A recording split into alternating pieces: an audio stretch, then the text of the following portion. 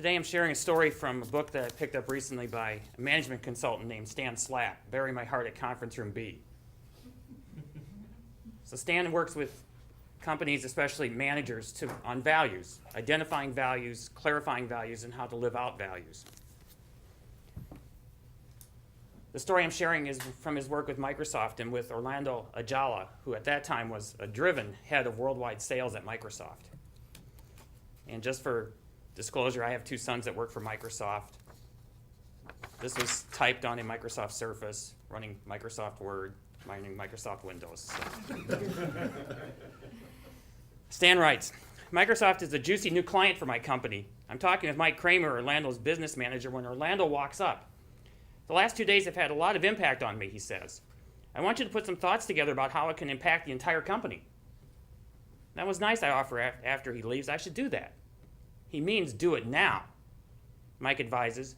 Orlando's leaving early tomorrow morning for a strategic planning session with Bill Gates and Steve Ballmer and wants to take it with him. I don't get to the hotel until about 11 that night.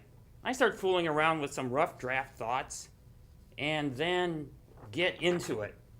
What becomes basic recommendations soon become a blazing indictment about every wrong move that I think poses a threat to Microsoft's continued viability as the leading market contender. At one point I write, there isn't an empire in history that thought they were going to fail before they fell. That's good, I say out loud. And brimming with positive self-reinforcement, continue to feverishly type away. Not that I have any intention of sending any of it. I'm just warming up the laptop. Hours later, I finally got it all out of my system. I lean back to stretch before starting on the real email. And watch in horror as some deviant muscle memory causes a finger to leap up entirely on its own accord and press the send button. Great. Just great. What seemed like pithy insight a minute ago has transformed with a single twitchy digit into client relationship suicide. What am I going to do? What can I say? By now it's almost 3 a.m. and I'm not thinking too clearly. Although it's real clear that I've got to get to Orlando before that email gets to the entire Microsoft executive team. I call the front desk and ask for a wake-up call for 5 a.m. That's only 2 hours from now, sir, the desk clerk informs me helpfully. The hotel phone shrilly announces the wake-up call, and I stumble back to the laptop. An hour later, I've composed a fairly lame email that informs Orlando that while I'm not taking anything back, one could, of course, read what I said a couple of different ways.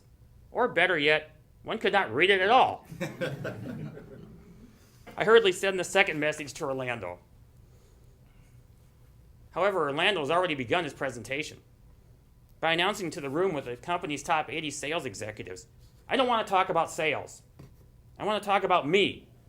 I want to talk about the fact that I can't be real in this company. He's greeted by stunned, suspicious silence. This guy looks like Orlando. This guy sounds like Orlando. This guy is not Orlando. Let me tell you a little bit about myself, where I come from, and how I know what's real to me, Orlando gushes on. If I can't live my own deepest values at work, and if we can't be real to our customers and to each other, then how are we ever going to be real to ourselves and to our customers, he pleads. Silence. I wonder how it's going with Orlando, I ponder idly, chewing a croissant during a break in my own morning's meeting. Orlando goes for the big close. There isn't an empire in history that thought it was going to fall before it fell. Silence. And then the room explodes. The top 80 managers in the company rise to give him a 5-minute standing ovation. Everyone is lustily cheering, I'm hurting too. Everyone, that is, except Bill Gates, who sits sitting stonily at him. You just did a very bad thing, Orlando, Gates said. You just said we are bad people. We are not bad people. Bill Orlando says, if that's what you can say to me after your top 80 executives just gave me a standing ovation, I don't belong in this company, and starts to walk away. Wait a minute, Ballmer yells. So the rest of the story, Orlando stays. Then the rest of the story is another speech for another day. Mr. Toastmaster.